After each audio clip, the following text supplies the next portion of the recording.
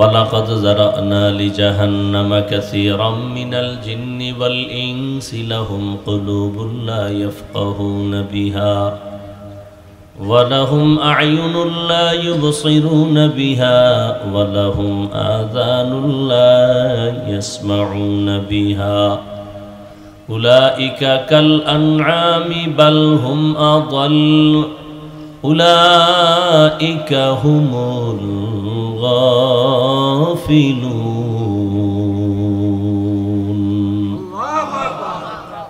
একই মানুষ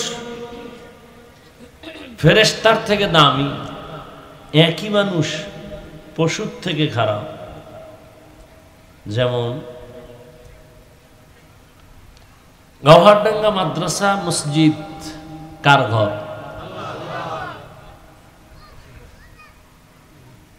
দুনিয়াতে যত মসজিদ আছে সবগুলো কার ঘর? সব মসজিদ আল্লাহর ঘর, তবে বাইতুল্লাহর যে ঘর এইটার দাম বেশি না কম? বাইতুল্লাহর দাম কম। ইন্না আউওয়ালা বাইতিন মুযিআ লিন-নাসি লাল্লাযী বিবাক্কাতা মুবারাকান ওয়া হুদা মুবারাকান ওয়া হুদাল লিল আলামিন।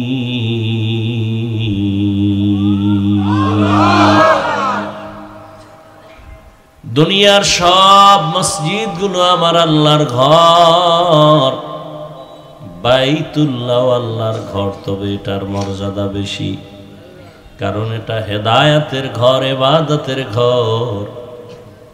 দুনিয়ার কোন মসজিদের দিকে নজর দিলে সওয়াব হবে না, বাইতুল্লাহর দিকে নজর দিয়া যতক্ষণ তাকায় থাকবে অনবরত সওয়াব পেয়ে যাবে। বাইতুল্লাহ এমন এক দামি ঘর, যার সীমানায় গিয়া আল্লাহর বান্দা একবার যদি বলে আল্লাহ, 1,00,000 বার আল্লাহ বলার সওয়াব পেয়ে যাবে। এই এলাকার মধ্যে গরু আসেনি? গরু কার মখলুক? সব গরু আল্লাহ তাআলার বানানো মখলুক, তবে সব গরুর মধ্যে মুসা নবীর সাথে যেই গরুটার সম্পর্ক, এই গরুটার দাম বেশি। আল্লাহর নবী বলেন জান্নাতে যাবে। জমিনের মধ্যে পিপিলিকা আছে অনেক, সব আল্লাহর মখলুক, সবই আল্লাহর বানানো, তবে সুলাইমান নবীর সাথে যেই পিপিলিকার সম্পর্ক, এটা আল্লাহর জান্নাতে যাবে। নদীর মধ্যে মাছের অভাব নাই। আমাদের দেশে জাতীয় মাছ কি? কিন্তু জাতীয় মাছ হলেও এটার দাম নাই। ইউনুস নবীকে যেই মাছ পেটে নিয়ে আবার ফিরায় দিছে, ওই মাছের দাম বেড়ে গেছে, ওই মাছ জান্নাতে যাবে। এলাকায় কুকুর আছে হাজার, সবই আল্লাহর মখলুক, তবে আসহাবে কাহাফের সাথে যেই সম্পর্কের কুকুর, এটা আল্লাহর জান্নাতে যাবে। মানুষ সব আল্লাহর বানানো মখলুক, তবে সব মানুষ এক না। যেই মানুষটা গুনার মজা বুঝার পরে সাজার ভয়ে গুনাহ ছেড়ে দিবে, কালেমার রশি লাগাবে, ওই মানুষটা সাধারণ মানুষের মতো না, এ মানুষটা ফেরেশতার থেকেও দামি, বিনা হিসাবে জান্নাতে যাবে।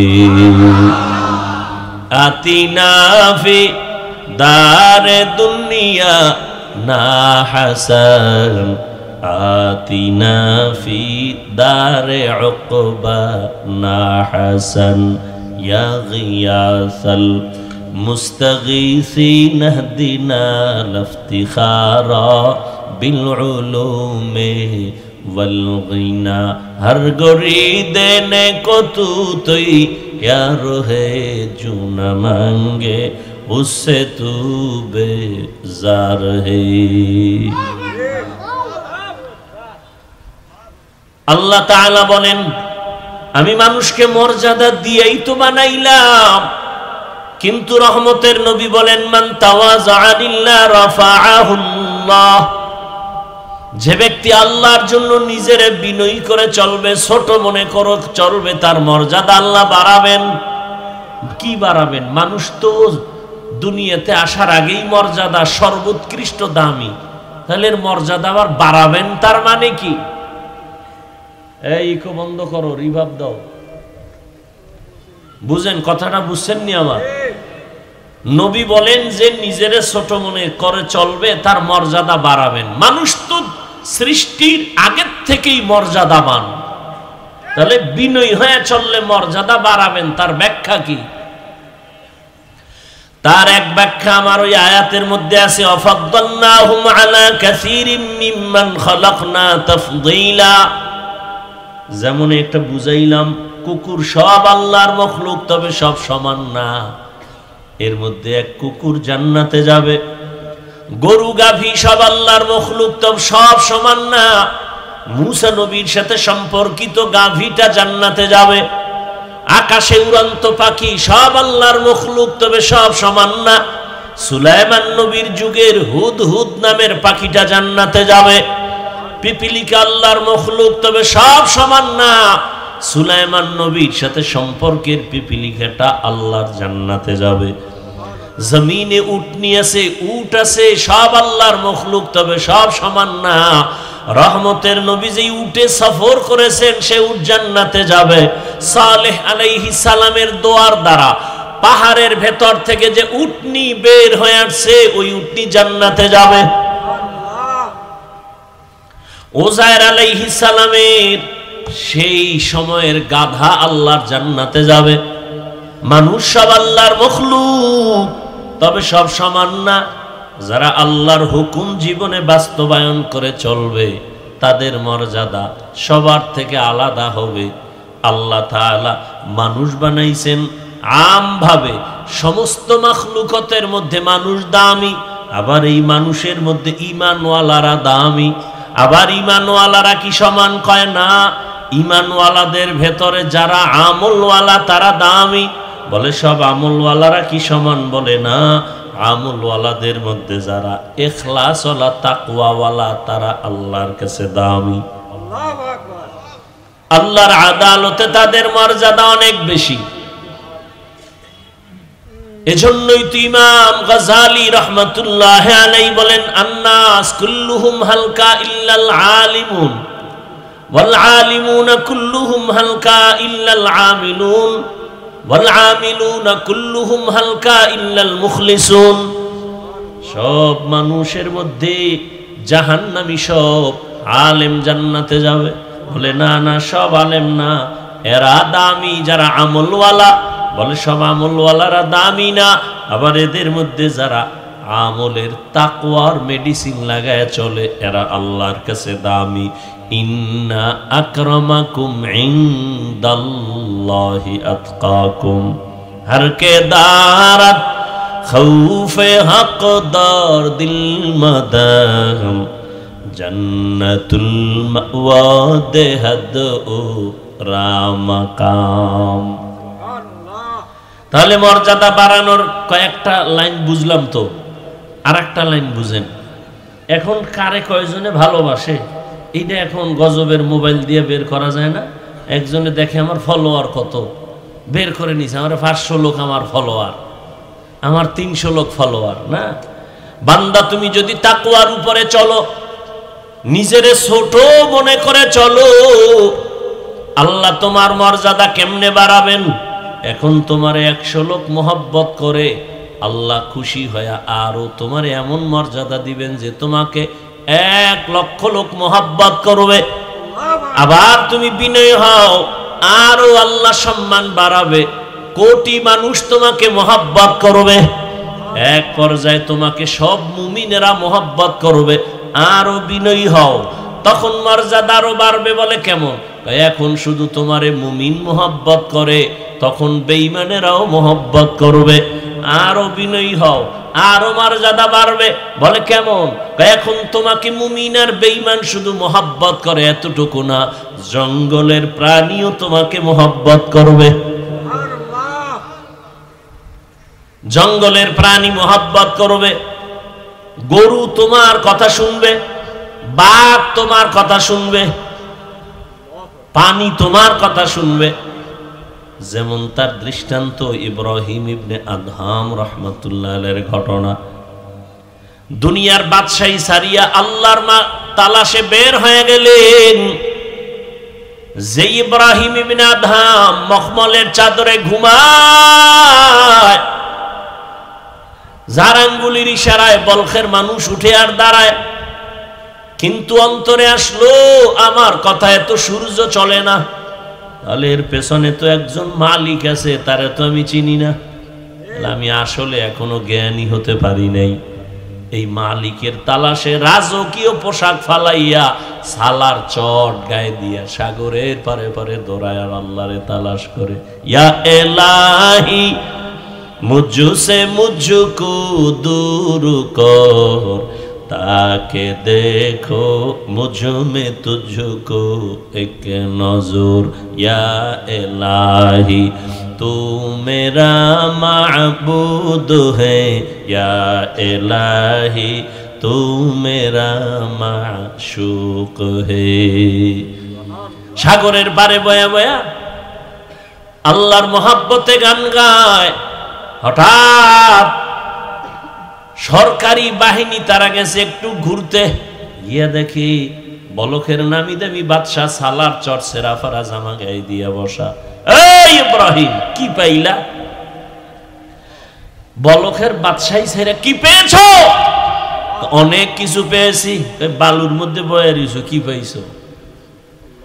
করে এতদিন আমার বাদশাহী চলতো জমিনে, এখন আমার বাদশাহী চলে সমুদ্রের ভেতরে।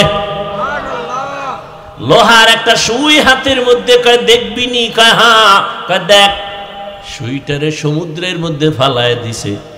ফালায় দেওয়ার কিছুক্ষণ পর ডাক দিয়া কয়, সমুদ্রের মাছ আমার সুইটা আমার হাতে ফিরাইয়া দে। হাজার হাজার সুই নিয়া হাজারো মাছ সামনে আসছে।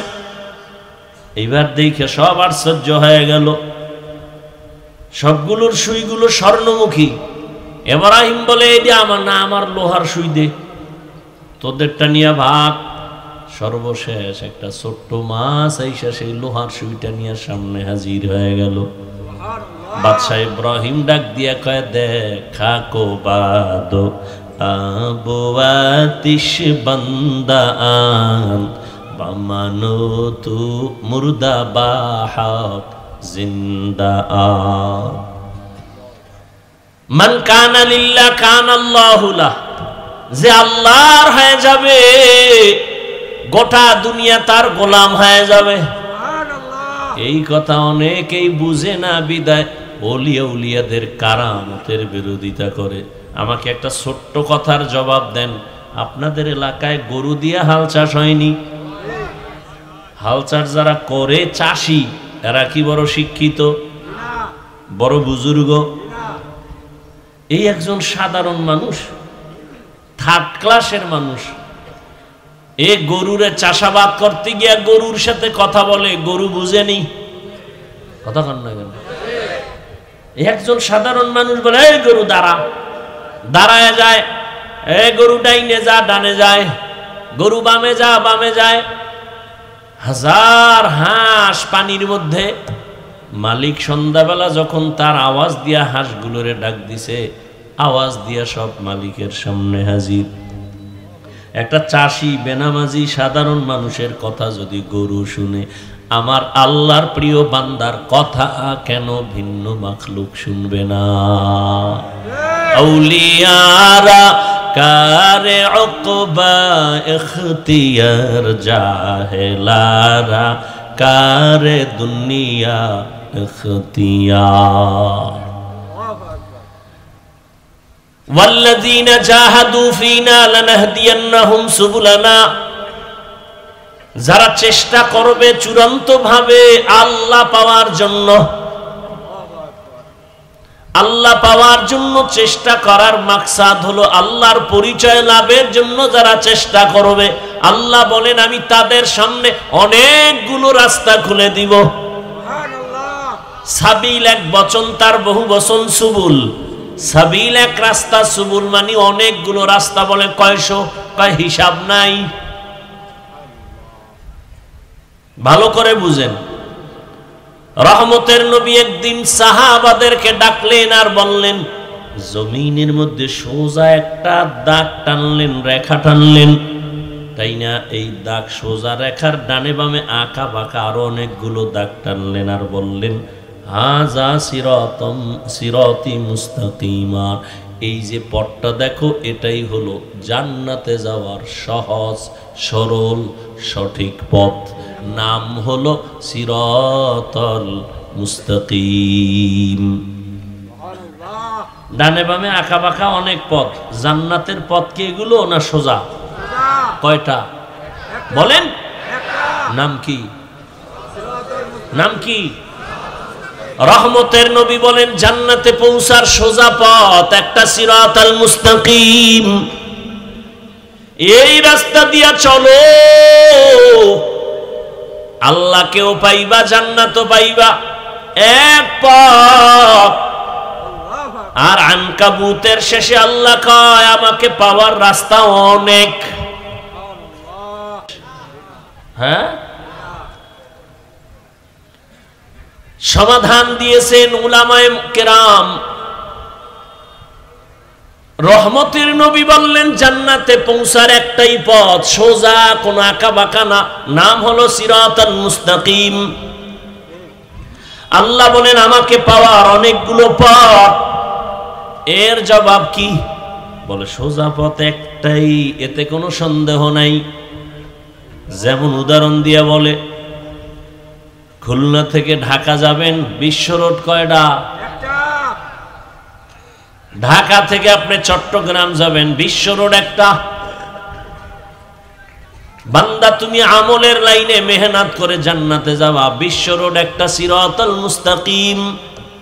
তবে খুলনা টু ঢাকার এই বিশ্ব রোডের ডানে বামে আঁকা বাঁকা রোড আছে না নাই? শাখা রোড। শাখা রোড থাকা এটা কঠিন না সহজ? বলেন না কেন? সহজ।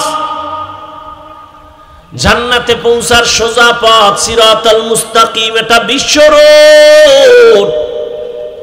আর এই রোডে ঢোকার জন্য শাখা রোড আছে আরো অনেকগুলো, কোনো অন্ত নেই।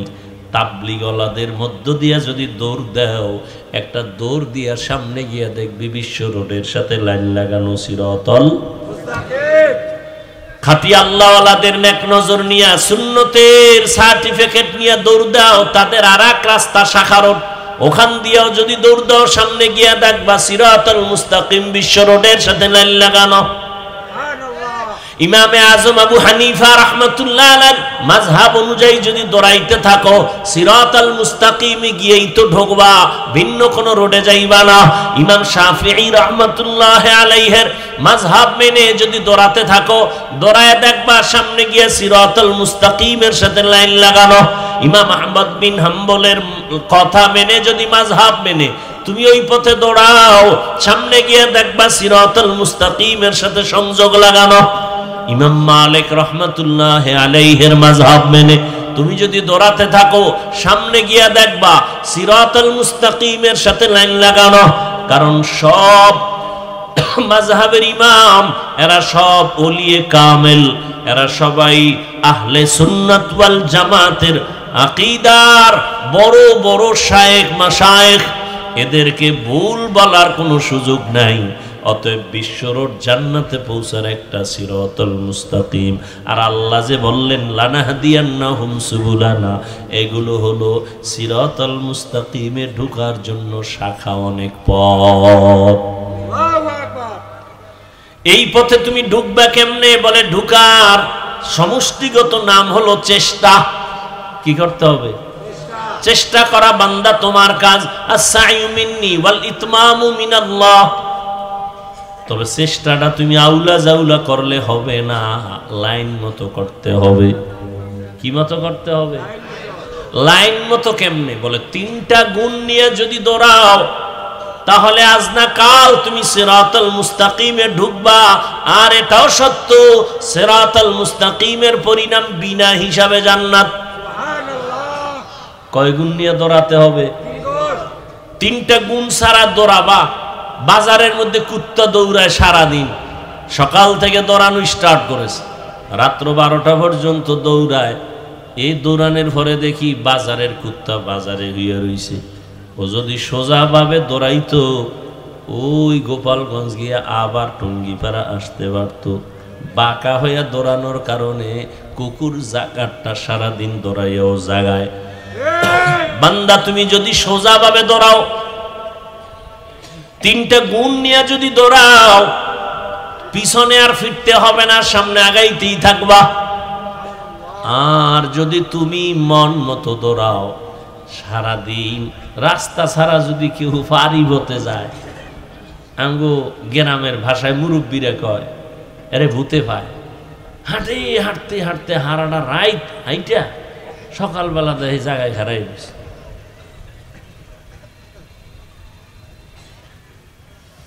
ওই জমিনের মধ্যে দিয়া শুকনা জমিন হাইটা বাড়ি যাবে, রাস্তা দিয়া ঘুরে গেলে অনেক সময় মাঝখান দিয়ে দৌড়, অন্ধকারের মধ্যে দৌড় দিছে, ঘুরতে ঘুরতে আরে পাইছে ভূতে।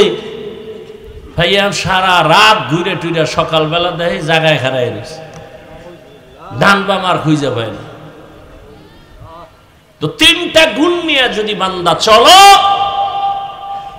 তাহলে তুমি সামনেই আগাবা, পেছনে তাকাতে হবে না। প্রথম গুণের নাম আদব। বেয়াদব কিয়ামত পর্যন্ত দৌড়াবে, কোনোদিন মঞ্জিল পাবে না, সিরাতে মুস্তাকিম পাবে না। এক নাম্বার গুণের নাম আদব। মানে কি? বড় হুজুরের সামনে নামাজের সূরাতে বসা, লিকুল্লি শাইইন জিনাতুন ফিল ওয়ারা ওয়া জিনাতুল এই সমস্যাটা কি হলো? কি সমস্যা? এই কাশিটা বাড়লো কেন? আকামটা ঘটাইলো কে? কোথায় বই?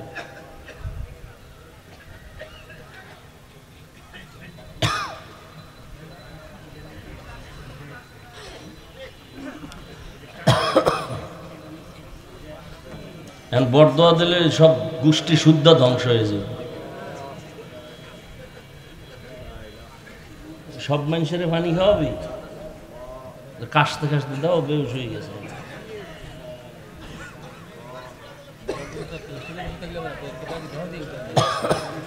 কি একটা ফাইজলামি শুরু করছে। আল্লাহ হেদায়াত দান করেন।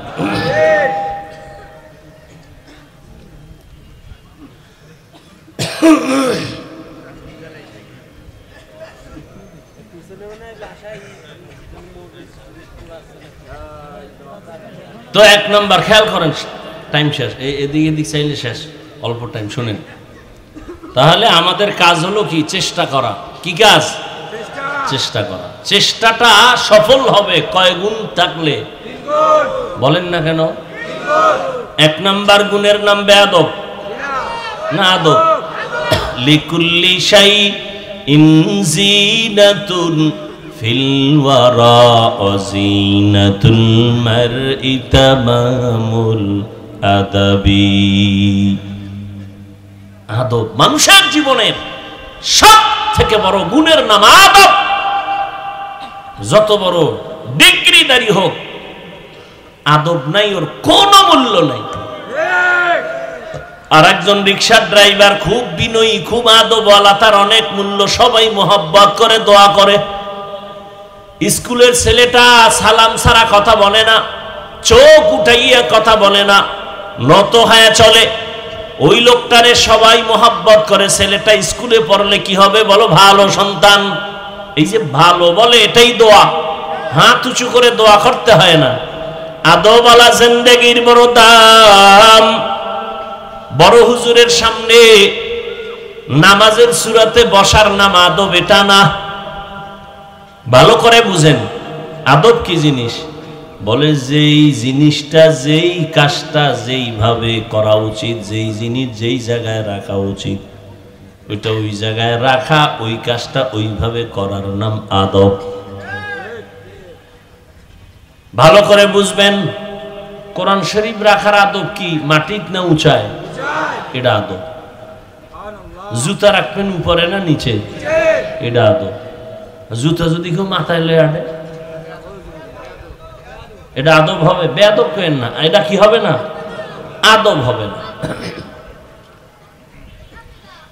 প্রত্যেকটা ক্ষেত্রে আদব। এই যে আমি হাত পা নাড়াইতেছি, এখানেও কি আছে? কথা বলেন না কেন? আপনি যে হাঁটতেছেন, হাঁটার মধ্যে আদব আছে। আপনি যে দুই চোখ দিয়ে তাকাইতেছেন, তাকানোর মধ্যে আদব আছে নাই? আমি যে কথা বলতেছি, কথার মধ্যে আদব। আমি যে ঘুমাবো, ঘুমানোর মধ্যে আদব। সহজ আর একটা জবাব হলো, আদবের অপর নাম হলো সুন্নতে নববী। সুন্নত অনুযায়ী চলার নাম আদব। যেমন এই যে এক বোতল পানি, পানির পিপাসা লাগছে আমারও আপনারও। এখন আপনি আদব অনুযায়ী যদি পান না করেন, আমি যদি আদব অনুযায়ী করি, বাম হাতে বোতলটা ধরে ডান হাত দিয়া টান দিয়া, ডান হাত দিয়া আমি পানিটা পান করব, এক টানে না 3 শ্বাসে। আর আপনি যাগো আদবের চিন্তা নেই, ফট করে বাম হাত দিয়ে এক টান দিছে, এক বোতল খালি ফট করে বুকে আটকাইয়া, দর খাওয়ার টাইম নাই। যেই পানি কোথাও আটকায় না, এটা বুকে গিয়ে আটকায় গেছে, গলায় আটকায় গেছে। আদব। জুতা পরতেছেন, এখানে আদব। কেমন আদব? মসজিদে ঢুকবেন কোন পা দিয়া? ডান পা দিয়া। বের হবেন বাম পা দিয়া। বাম পা দিয়া বের হইয়া জুতার মধ্যে প্রথম পা ঢুকাবেন ডান পা, বাম পা না। মসজিদ থেকে বের হইবেন বাম পা দিয়া, জুতায় ঢুকবে কোন পা? তো বাম পা কই রাখবেন? জুতার উপরে। ধন্যবাদ। ডান পা ডান জুতায় ঢুকাইয়া এরপরে বাম পা ঢুকাবেন। এবার দোনো পাও লেভেল পজিশন হয়ে গেল। এবার আপনি যখন কদম দিবেন, তখন ডান পা দিয়ে কদম দিবেন। এটা আদব। প্রত্যেকটা ক্ষেত্রে আদব। কলম কোম্পানি কলম বানাইছে লেখার জন্য। কি জন্য ভাই? বাথরুমে। কলম দিয়ে কই লিখবেন? আর এক কোম্পানি লেখার জন্য খাতা বানাইছে, কাগজ বানাইছে না? কথা হয় না? এখন আপনি কলম দিয়ে লিখবেন কই? কাগজে। যারা বাথরুমে লেখে, বাথরুমে লেখে আই লাভ ইউ, তার মানে তোর মতো বাথরুমের আমি খুব ভালোবাসি। বাথরুম বাতিনি আওয়াজ দিতে থাকে, ইউ লাভ মি, তোরও আমি খুব মিস করি, সময় মতো আইও। থানবী রহমতুল্লাহ আলাইহি লিখেছেন, বাথরুমে যারা খালি পায়, খালি মাথায় যায়, লেখা পড়ে অথবা লেখে, এদের জেহেন বিদ্যুতের গতিতে কমে যায়। আর কয় হুজুর পড়ি, মনে থাকে না। আর আকাম কর গিয়া, মনে থাকবে কেমনে? নিম্নচাপ শুরু হয়ে গেছে, জুতা ভরার টাইম করে বাথরুমে দৌড়, দরজা খুলে রাখ। অথচ আদব অনুযায়ী বাথরুমে ঢুকো, বাম পা দিয়ে ঢুকো, তবে কখনো খালি মাথায় খালি পায়ে বাথরুমে ঢুকবা না। কারণ বাথরুম হলো জিন শয়তানের আড্ডাখানা। ওখানে তুমি মাথা খালি রেখে ঢুকবা না, পা খালি রেখে ঢুকবা না। জুতা পরে ঢুকো, দোয়া পরে ঢুকো, কিছু পারো না তো বিসমিল্লাহ বলে ঢুকো। বাথরুমে ঢুকার পর বাম পায়ের উপরে ভর করে বসো, আদব। হাঁটুর উপরে কাপড় উঠানো যাবে না, আদব। আবার তুমি দ্রুত বের হয়ে যাও, বাম পা দিয়ে বের হও না কোন পা? ডান পা দিয়ে বের হও। এরপরে দোয়া পড়ো, কিছু পারো না আলহামদুলিল্লাহ বলো। যদি এই আদব অনুযায়ী বাথরুমে যাও, চিতইয়া হইরা কোনোদিন মাথা ফাটবে না। বাথরুমে গিয়েও তো অনেকে পরে অ্যাক্সিডেন্ট হয়ে যায়, দুর্ঘটনা হয়। 1 নাম্বার, চূড়ান্ত সফলতার দরজায় পৌঁছতে হলে 3টা গুণ লাগবে। 1 নাম্বার গুণের নাম আদব। বেয়াদব যত সেজদা দিবে, যত কিতাব পড়বে, কলমের খোঁচায় নাম্বার 1 পাস, কোনো লাভ নাই, ওর কপাল খারাপ। ইবলিসের থেকে কি তুমি সেজদা বেশি দিছো? ইবলিস তো অনেক ইবাদত করনেওয়ালা, যার ইবাদতে খুশি হইয়া আমার আল্লাহ নিজে ওকে উপাধি দিলেন, তুই ওলিয়ে কামেল, তুই বুজুর্গ, তুই খাজেন, তুই আরেফ। জাগা মাত্র একটা বেয়াদবি করেছে, জীবনের সব বরবাদ। বেয়াদবি কয়টা করছে? একটা, শেষ। জায়গা মতো বেয়াদবি একটা করেছে, জীবন শেষ। এজন্য আদবালা জিন্দেগির বড় দাম। মান তাওয়াযা লিল্লাহ রাফাআহুল্লাহ। নিজের বিনয়ী করে চলো, তোমার মর্যাদা শুধু বাড়তেই থাকবে, বাড়তেই থাকবে। কে বাড়াবেন? তোমার পুঁজি লাগবে, বিনয়ী হয়ে চলো, আর কিছু দরকার নাই। তুমি কিতাব বুঝো না বুঝো, পরীক্ষায় পাশ করো না করো, তুমি চেষ্টা করে যাও, বিনয়ী হয়ে চলো। কিতাবের সাথে বেয়াদবি করিও না, ইলমের সাথে বেয়াদবি করিও না, ইলম ওয়ালাদের সাথে বেয়াদবি করিও না। দেখো তোমার মর্যাদা কই চলে যায়। কাবেলিয়ত দাদেউরা শর্ত নিস, বলকে শর্ত কাবেলিয়ত দাদেউস। আল্লাহ যারে মর্যাদা দিবেন, হাদিসে পাকে রহমতের নবী বলেন, লোকটা এতটা বিনয়ী হয়ে চলে, কিন্তু আল্লাহ খুশি হয় তার মর্যাদা বাড়াবেন। মর্যাদা বাড়ানোর জন্য যে আমলের মেডিসিন লাগে, বান্দার ওই আমল নাই। নবী বলেন, তখন আল্লাহ ওই বান্দাকে কঠিন একটা পরীক্ষায় ফালায়, ধৈর্যের পরীক্ষা নিয়ে তার মর্যাদা বাড়ায় দেয়, অসুস্থ বানায় দিছে। যদি ধৈর্য ধারণ করে, আল্লাহ মর্যাদা বাড়ায় দেয়। মর্যাদা আল্লাহ বাড়াবেন, এখানে কোনো যোগ্যতা লাগবে না। বিনয় হয়ে চলো, যোগ্যতার কোনো বাহাদুরি চলবে না। আল্লাহ মর্যাদা বাড়াবেন, বাহাদুরি বন্ধ করো। मिटा दो अपना हस्ती को अगर कुछ मर्तबा चाहो कि दाना खाक में मिलकर गले गुलजार होता है। নিজেকে যদি বড় বানাতে চাও হে মুমিন, বড়দের কদমে নিজেকে করে দাও বিলীন। আল্লাহ যোগ্যতা দেখে না, বরং বিনয়ী হও। আমি কিছু জানি না, কিছু জানি না, কিছু জানি না। দুনিয়ার ভিক্ষুক যখন মানুষের বাড়ি দ্বারে গিয়া ভিক্ষা চায়, কৌশল করে, অনেক কৌশল। অনেক চালাক ভিক্ষুক, মা থাকলেও খায় আমার মা নাই, বাবা থাকলেও খায় বাবা নাই, ভিক্ষা দাও। এই আমি তো তোরে চিনি, তোর না বাপ আছে, তুই এই বাড়ির দরজায় দাঁড়ায় আমার বাপ নাই। কইও না, কইও না, শুনো, আমি এখানে একটা কৌশল বের করেছি। মালিকের সামনে দাঁড়ায় যতবার নাই নাই নাই নাই বলবো, ততবার মালিকের মায়া বেড়ে যাবে, ভিক্ষাও বেশি পাবো। আল্লাহ কয়, বান্দা ভিক্ষুক যদি নাই নাই নাই নাই বলে যদি ভিক্ষা বেশি পায়, ও বান্দা তুই আমার দরজায় গিয়ে যদি বলতে পারো, হে আল্লাহ আমার কিছুই নাই, মানুষ আমারে আলেম বলে, মুফতি বলে, মুহাদ্দিস বলে, কোটিপতি বলে, আমার কিছুই নাই, টাকা নাই, বাড়ি নাই, গাড়ি নাই, কিচ্ছু নাই, এক পর্যায়ে আমিও নাই। ও আল্লাহ তুমি আমারে মাফ করে দাও। আল্লাহর কাছে যদি নিজের অন্তর থেকে বলো আমার কোনো যোগ্যতা নাই, আল্লাহ মর্যাদা বাড়াবেন, আল্লাহর মায়া জমে যাবে। নিজের ছোট মনে যদি করতে পারো, আল্লাহ মর্যাদা বাড়ায় দিবেন।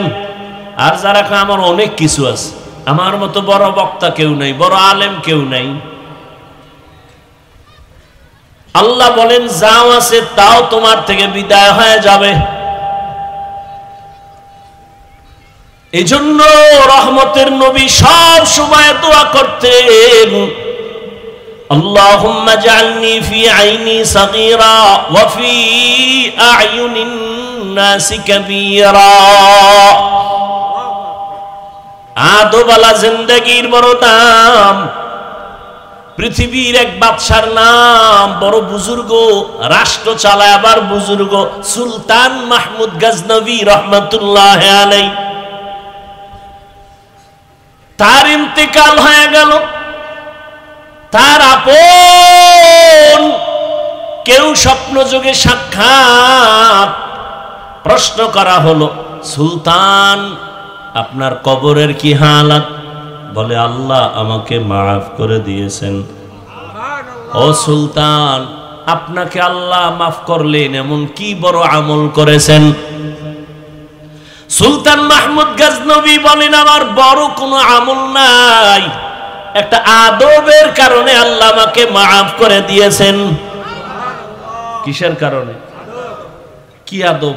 কয় আমি একদিন সফর করতেছিলাম, চলতি পথে যাত্রা বিরতি করলাম, রাত্রি যাপনের জন্য এক গরিবালায় ঢুকলাম। আমার এই জীর্ণ শীর্ণ ঘরের এক পাশে আমাকে থাকার জন্য একটু জায়গা দিল। আমার যেই জায়গায় দিছে ঘুমানোর জন্য, আমি ওখানে শুইয়া হঠাৎ করে নজর করে দেখি আমার পায়ের কিনারায় একটা উঁচু জায়গায় এক জিলদ কোরআন শরীফ রাখা। আমি শুয়ে শুয়ে চিন্তা করলাম, আমি এখানে আরামে ঘুমাবো, কোরআন শরীফ এখানে থাকবে, এটা কেমন হয়? আমি মনস্থ করলাম না, কোরআন শরীফটা অন্য রুমে আমি রেখে আসি।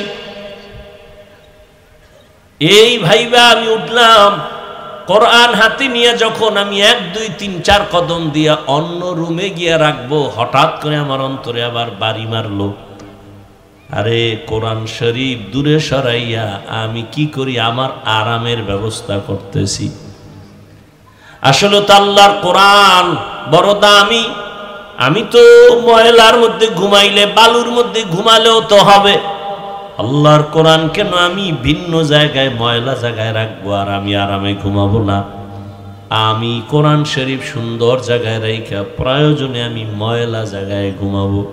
আমি উল্টা ব্যাক করে আইসা আবার ওই কোরআন ওই জায়গায় সুন্দরভাবে মুইসা রাখলাম। এই যে কোরআনের উপরে মুহাব্বতের আদব দেখাইলাম, আমার আল্লাহ এর বরকতে আমাকে মাফ করে দিয়েছে। আদবওয়ালা জিন্দেগির বড় দাম। অহংকারী মানুষগুলোর এই জমিনে কোনো দাম নাই। বড় আদবওয়ালাদের মূল্য অনেক বেশি। এজন্য 1 নাম্বার, সিরাতাল মুস্তাকিমের পথে যদি আগাতে চাও, 1 নাম্বার গুণ আদব। বেয়াদব কোনোদিন এই জায়গায় পৌঁছতে পারবে না। 2 নাম্বার গুণ হলো ধৈর্য। কি? ধৈর্য না থাকলে কেউ আগাতে পারবে না। এই যে আপনারা বসছেন, ধৈর্য না হলে সম্ভব? নামাজে দাঁড়াইছে, ধৈর্যর পরীক্ষা আসতেছে, রমাজান তারাবির সময় দেখা যাবে ওরে ধৈর্য। মুসল্লিরা বলে আমগো হাফেজ সাহেব তেলাওয়াত করে, না জানি বিদ্যুৎ ফেল। কে কত তাড়াতাড়ি তারাবি পড়াইতে পারে? ঘড়ির টাইম আমগো লাগছে 1.5 ঘন্টা, কেউ বলে আমগো 5 মিনিট কম, আমগো হাফেজ সাহেব চালু। এই হলো আমাদের ধৈর্য। অথচ ধৈর্য কত দামি সম্পদ। আল্লাহ কোরআনে বলেন, ধৈর্য ধারণকারীদের আমি বড় 2টা পুরস্কার দেব, একটা দুনিয়ায় আর একটা পরকালে। দুনিয়ার পুরস্কার আমি আল্লাহ তার হয়ে যাব। ইয়া আইয়ুহাল্লাযীনা আমানুস্তাঈনু বিস-সাবরি ওয়াস-সালাহ ইন্নাল্লাহা মা'আস-সাবিরিন।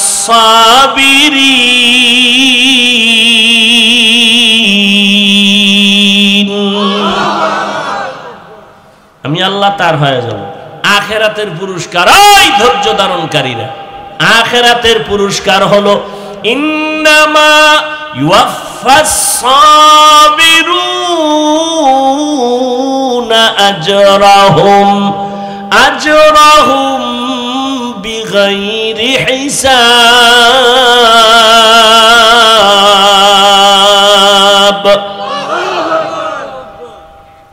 পরকালে বিনা হিসাবে জান্নাত। ধৈর্য বড় দামি এক সম্পদ। আল্লাহ বারবার ধৈর্যের বয়ান করেন, ইয়া আইয়ুহাল্লাযীনা আমানুসবিরু ওয়া সাবিরু ওয়া রাবিতু ওয়াত্তাকুল্লাহ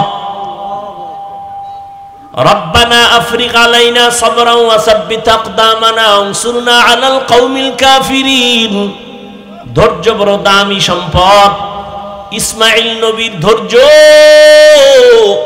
ছুরির নিচে গিয়া পরিচয় দেয়, ও বাবা তাড়াতাড়ি আমারে জবাই করেন, আমাকে ধৈর্য ধারণকারীদের মধ্যে আপনি পাবেন।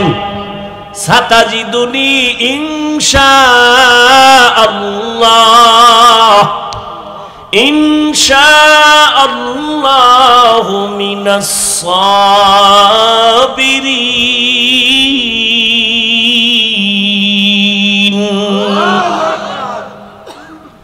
ওদিকে মা হাজেরার ধৈর্য 6 বছর পর্যন্ত এই শিশু ইসমাইলের লালন পালন করলেন, বাবাও নাই, খবরও নিতে কেউ আসে না। চতুর্দিকে জঙ্গল আর পাহাড়, কোনো আলো বাতাস নাই। মা এই বাচ্চাটারে তিলে তিলে বড় বানাইছেন ধৈর্য ধারণ কইরা। কঠিন পরীক্ষা, বাবারে আল্লাহ কয় তাড়াতাড়ি জবাই করতে নিয়ে যাও। মা সন্তানের বিদায় দেয়, যাও বাবার সাথে দাওয়াতে যাও। ইবলিস আইসা হাজেরারে ধোকা দেয়, ছেলেরে কই পাঠাইছো, বাবায় ছুরি নিয়ে জবাই করবে।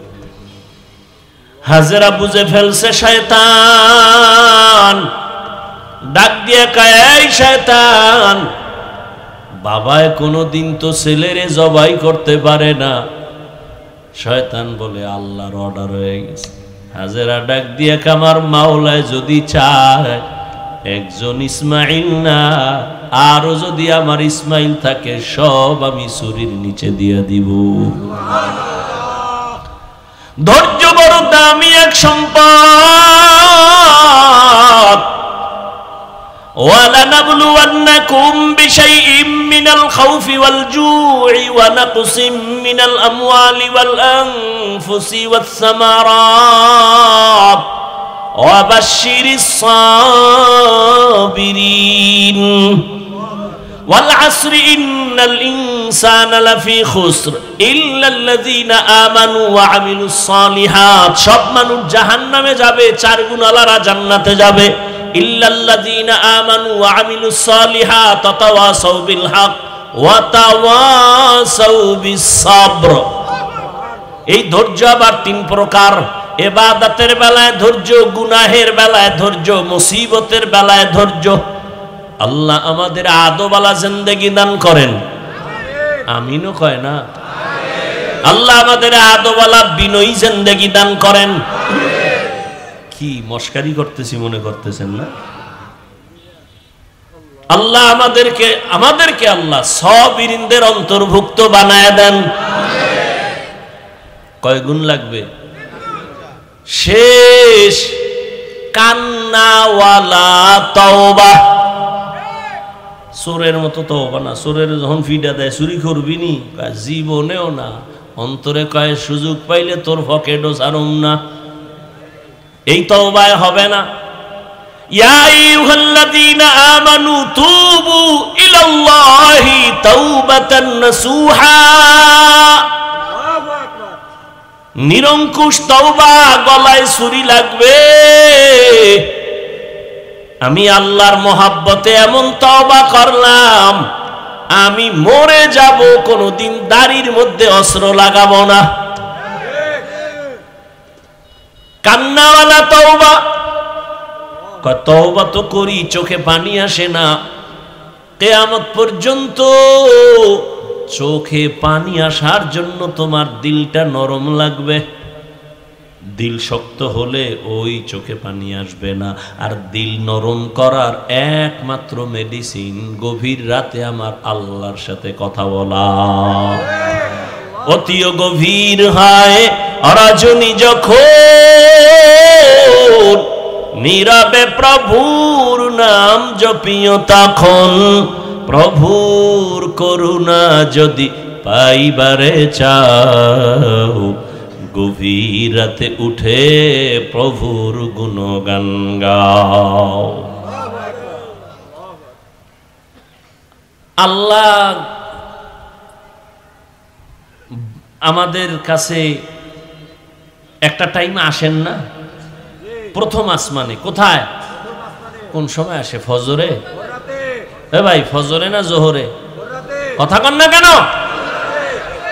ভোর রাতে। কয়দিন, কোন দিন আসেন? কেন আসেন? বান্দার থেকে কিছু নিতে না দিতে? রাতের কিছু অংশ দাঁড়াইয়া আমি আল্লাহর সান্নিধ্যে সময় ব্যয় করে আমি আল্লাহ প্রথম আসমানে আসি বান্দাকে দেওয়ার জন্য, নেওয়ার জন্য আসি না। আলামি মুস্তাগফিরিন ফাগফির আলা, কে গুনাহ করেছো ক্ষমা চাও, আমি ক্ষমা করে দিব। রিজিক লাগবে বলো, কি সমস্যা আমার কাছে বলো। এমন একটা রাত নাই যে আমার আল্লাহ বান্দাকে দিতে আসেন না, আল্লাহ দেওয়ার জন্য আসেন। ওই টাইমে তুমি একটু আল্লাহকে যদি ডাক দাও, জীবনের সব দাবি আল্লাহ পূরণ করে দিবেন। আল্লাহ আমাদেরকে কান্নাওয়ালা তওবা দান করেন। আর এই কান্নাওয়ালা তওবার জন্য চাইলেই তাহাজ্জুদে আপনি উঠতে পারবেন না। যাদের অভ্যাস আছে তাদের সাথে একটু সম্পর্ক তৈরি করবেন, দেখবেন আপনার মধ্যেই স্পৃহা জেগে যাবে, উঠে যাবে যে না আমি উঠি, আমার উঠা দরকার। সৎসঙ্গে স্বর্গবাস। এই জন্য আল্লাহর প্রিয় বান্দা যারা ভোর রাতে উঠে আল্লাহকে ডাকেন, এদের সাথে সম্পর্ক রাখেন, দেখবেন আপনার অন্তরের মধ্যে অবস্থা হয়ে যাবে। ওযু করে ঘুমাবেন, দরুদ পড়ে ঘুমাবেন, আল্লাহকে বলবেন আল্লাহ ভোর রাতে উঠার মতো একটু তৌফিক দান করো। দেখবেন একদিন না একদিন আল্লাহ রাস্তা খুলে দিবেন। আল্লাহ যেইভাবে চেষ্টা করে আল্লাহর পথে আগাইলে আমরা আল্লাহকে পাবো, ওইভাবে পরিপূর্ণ চেষ্টা করার তৌফিক আমাদের দান করেন। আল্লাহ কবুল করেন, বলেন আমি। বিশাল আয়োজন, আল্লাহ এই আয়োজনকে হেদায়াতের জরিয়া বানায় দেন। ইমাম পরিষদ এই সুন্দর এক আয়োজন করেছেন উম্মতের খেদমতের জন্য। এজন্যই তো আমি বলি বাংলাদেশে, এই বাংলাদেশের জাতি, এ জমিনে তুমি যার পিছনে ঘুরে ঘুরে দাড়ি কামাও, নামাজ ছাড়ো, এরা সব চান্দাবাজার ধান্দাবাজ। জমিনে তোমার একমাত্র নিরেট বন্ধু, নিঃস্বার্থ বন্ধু উলামায়ে কেরাম, আর কেউ না। সব চান্দাবাজার ধান্দাবাজ। এই চান্দাবাজার ধান্দাবাজারা ধ্বংস করে দিল এই জমিনকে। আর যা ঠিক আছে শুধু উলামায়ে কেরামের কারণে। কিন্তু জাতি এত নিমক হারাম, বারবার বেয়াদবি আলেমের সাথেই করে। আল্লাহ হেদায়াত দান করে। মোনাজাত দিবেন হযরত, আপনারা এই মুহূর্তে আল্লাহর ওয়াস্তে সবাই বিসমিল্লাহ বলে পকেটে হাত দিয়া এই বিশাল আয়োজনের জন্য দান করলে হায়াত বাড়ে। তাড়াতাড়ি যারা মরবেন এরা জীবনে দান করবেন না, ভালো করে মনে রাখবেন। দান করলে কি বাড়ে? তাড়াতাড়ি মরার চিন্তা থাকলে দান করবেন না। দান করলে টাকা পয়সা বাড়ে। যারা ফকির হইয়া মরতে চান এরা দান করবেন না।